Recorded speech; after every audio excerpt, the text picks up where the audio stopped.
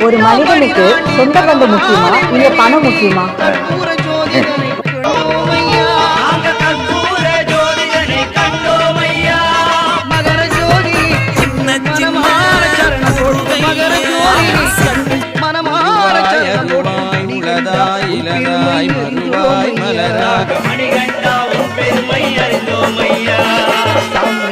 சரணம் ஐயப்ப சரணம் சுவாமியே சரணம்.